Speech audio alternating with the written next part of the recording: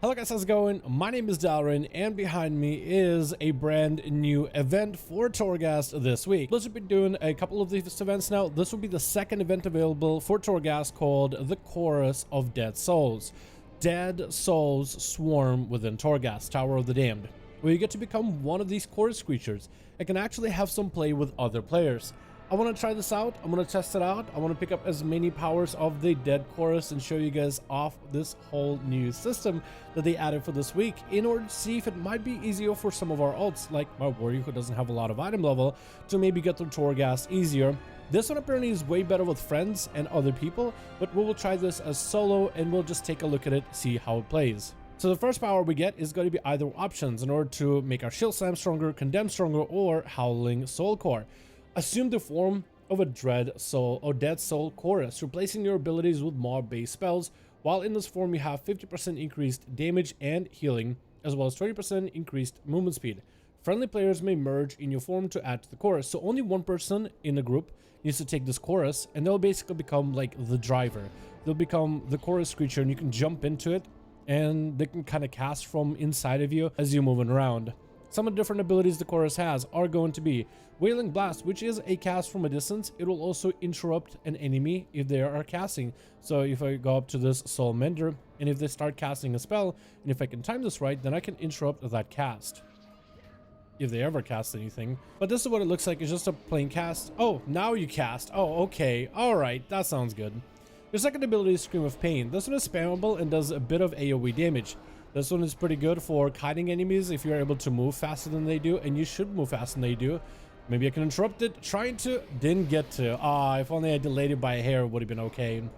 The auto attack damage this thing does isn't quite amazing, but the AoE damage to groups of enemies, it's really not bad. Your second ability is going to be Phase Shift. Shifts out of reality, reducing all damage taken by 90% for 1.5 seconds. So this is kind of like a skillful ability that you want to press in between of getting attacked. So as I'm getting pummeled by this monstrous guardian, for example, if I can phase out one of his tougher casts, then I should be able to survive it a bit longer. Your final ability is Twists and Shadows, which is kind of like a teleport ability, and it's quite good in terms of mobility and the distance that you get to go. While inside of this form, you have some advantages, like you have movement speed increase, damage increase, and you do benefit from some aspects, like you actually can shift out of this form and into this form anytime you want to. So let's say if I want to shift out, pop a defensive, shift back in, you actually maintain some defensives and some bonuses, like damage bonuses. So let's see if we can shift out of here, pop ourselves shield wall, go back in, and we'll actually block a lot of the attacks from this mob, which is quite cool. Survivability wise, we're not doing quite well, so we'll actually shift out of there, and we'll try to see if we might be able to get ourselves big defenses rolling, lots of rages up. So we'll actually do some AoE damage, pop ourselves more of defenses with Ignore Pain, and we'll just tank this mob for a little bit.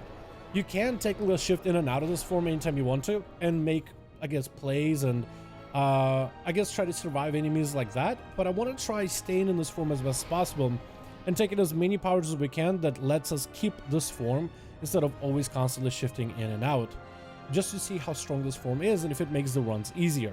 Our first power is going to be Brand of Instability. We'll ignore all the warrior abilities, instead we'll take on every single Dead Soul ability. While assuming the form of Dead Soul Covenant, your movement speed is increased by 10%, so we'll actually move faster. And that's pretty good. So kiting enemies should be a lot easier if we do end up doing so as a Dread Soul. Next power pickup is either Screaming Statuettes. Radius of Scream of Pain is increased by 5, which is the AoE ability, or Phase Shift heals nearby allies for a bit of heal.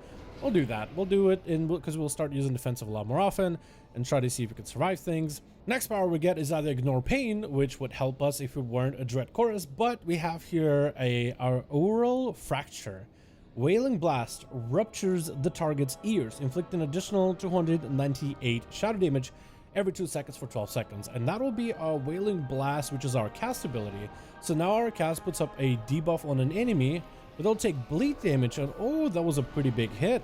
With the Wailing Blast, we had a crit of 8k. If we can just increase the crit damage and crit chance, that could be a pretty good ability. You can see the bleed itself was kind of okay. Maybe we might be able to stack that one. Oh, this bleed stacks. Oh, imagine having like 3 people that are all Dread Soul choruses. stack and separate bleeds. That could be pretty good. While part of Dreadsoul Chorus, time passes for you faster, so we actually get more casts that we get to use, and cooldowns happen a little bit faster as well, so that's really good. Probably really good cooldown recovery. I wonder if this cooldown recovery applies for my main character as well as the Dread Soul. Next power we get is going to be Chorus of Dead Souls. While part of a Dread Soul Chorus, increase Phantasma earned by 50. Whoa. So does that mean while I'm a chorus, or I guess if I'm part of a chorus? Oh, I guess as long as you are together inside of the chorus with your friends, or I guess by yourself too, you earn more Phantasma, so I can buy more stuff from the vendor? That's not bad at all. Next power we get is either going to be Phase Shift, additionally increases your movement speed, or increases the maximum number of Twisting Shadows, which is your teleport ability, by 2 and reduces cooldown. But you gotta go with Incorporeal Weave, so we can get more movement speed every time we Phase Shift. In fact, I would love a shorter cooldown on Phase Shift, if anything. And that should be a door boss number 2 down with more powers, movement or Phantasma earned. We gotta go with Phantasma earned, because that could be good in the long run in terms of just collecting Phantasma. We have quite a bit actually, 745, so that's health increases, that's survivability increases, that's potentially even powers while being a chorus, so that's a lot of potential here. First power before the vendor itself, we can go for even more faster cast. Let's do it, even faster cast for all our abilities. And the vendor, what are you gonna have? We got Plundered Anima, oh, and we got even more powers. Okay, let's go for our free Plundered Anima, see what we get. We can pick up immunity. I think immunity could be really good. Okay, so what do we have here? We have improbability shifting, increase the maximum number of charges of Phase Shift by 1, so we can actually have 2 defensives. We can increase our heal every time we shift out of the form. We have movement speed increase. Phase Shift heals allies, which we already have 1 of. Cooldown of Wailing Blast reduced by 2 seconds, which is our cast, which I don't think is a bad idea to pick up.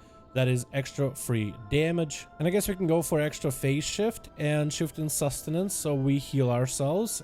We can pick up Versatility, or maybe Orbital Replenishment. I think that actually works on mobs with Versatility on top of it. Another power we get is anytime a Dreadsoul Chorus that you're part of casts Phase Shift, you're healed. Oh, for a hot, Phase Shift is our defensive. Wait, we now get a healing over time and the unused heal with 3 charges. That's pretty good. We're looking pretty survivable now, huh? Next power we get is either, again, faster cooldown over our cast, which I think I'll take because that ends up being quite a bit of our damage. While part of a Dreadsoul Chorus, your damage and healing done is increased by 25. Hey, I think we would have loved that one as many times as possible, but that's about all we've gotten from there. All right, let's see how well we do against the boss. So we do want to shift out next to the boss in order to apply a dot, but otherwise we let's actually do this. Let's shift out, roar into this one, into a cast, and then continue doing our damage afterwards. And this is how I became Casper, the overpowered ghost. And we got a legendary. That's pretty good. I think it's for protection, with Shield Wall grants 50% of its effect to an ally. That's really, really good. After this run, I went and did a run as somebody who is not a ghost, but rather somebody who's inside of Ghost casting. This event was definitely designed for you to do with your friends or your guildies. It's super fun with other people because if you're a caster, then you can just cast from range while your tank or whoever's driving the ghost just kind of kites enemies around. It's so much more fun with people, but it's definitely a reliable method even if you do it solo.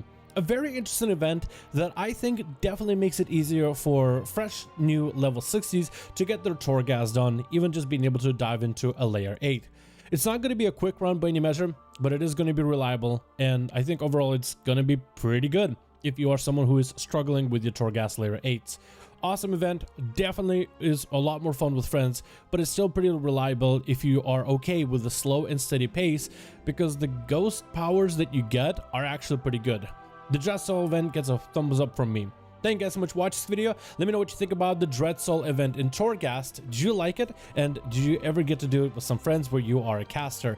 I think you would enjoy it a lot more if you did.